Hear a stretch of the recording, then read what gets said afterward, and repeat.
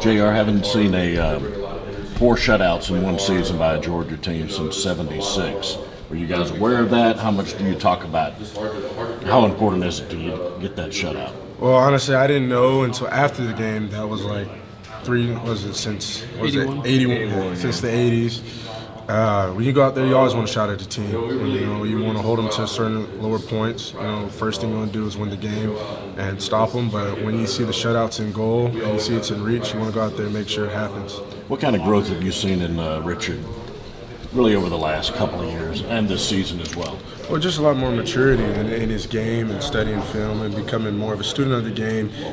He's always had the talent, but he's more of a student now. What does it mean to get Tyson Campbell back in secondary, JR? He's a great leader. He has definitely matured into a leader from last year to this year. He's made tremendous jumps, and getting him back provides a lot of speed and experience. JR, Auburn Georgia games are almost always in mid-November with a lot on the line. This one's even different. But does it seem weird that next year this game's getting flipped? It's going to be moved like right smack dab in the middle of Georgia season? I did not know that, but hopefully those guys can take care of that next year. JR, I mean, for Georgia Pickens, it's going to be a pretty emotional game for his commitment and all that kind of win. He's an emotional guy. That's something he's going to have to kind of be careful of to make sure he's kind of stays within himself this particular contest. Yeah, we'll most definitely have George calm down and underrange during this game. Is that something you guys will speak to him about, though, or you feel there's a need to? Yeah, we'll have it figured out before we get okay. Kirby was talking about the Auburn offense and how it's different than any other offense and what they do at the perimeter.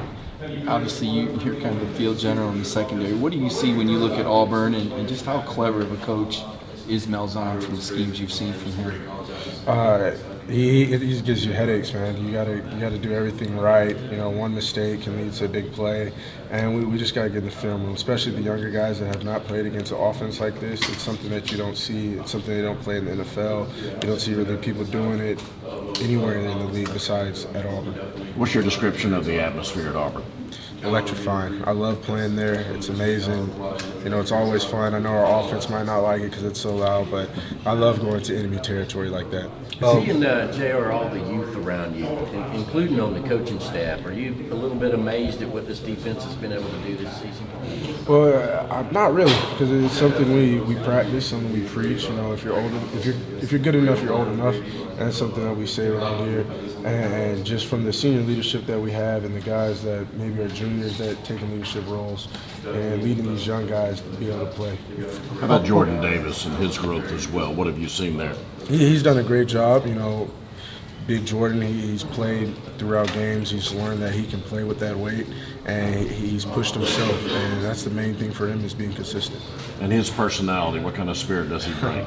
He's a big personality. I don't know if you guys have interviewed him yet, but he has a big, fun personality, big teddy bear, monster on the field. Following up on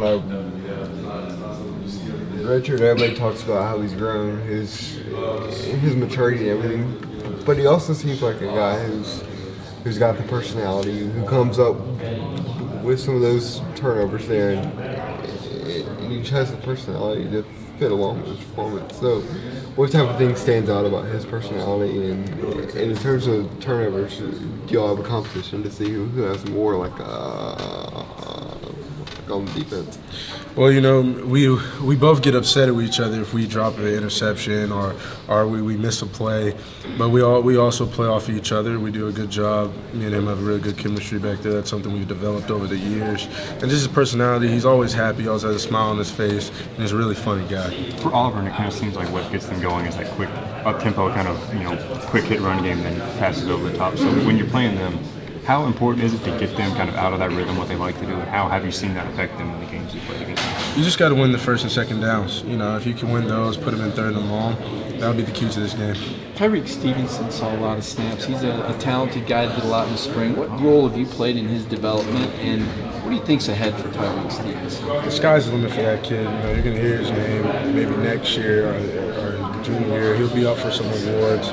He can play the ball really well, and just the main thing is just getting him in there, learning the plays, and getting him in the right spot. Once he can learn what to do and have confidence in his game, the sky's the limit. Jared, do you have any concerns about the fact that you're going up against three legitimate track guys?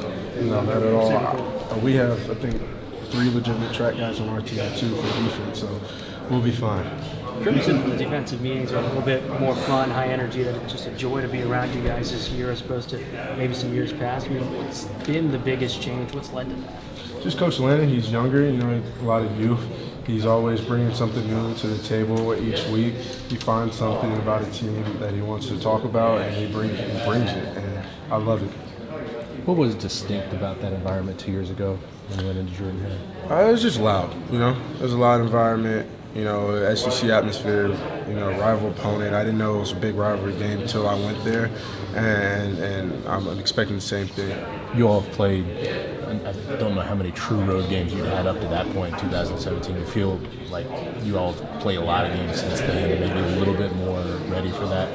Yeah, well, a lot of the guys that were part of that team are still on this team, so they're battle-tested and they're ready.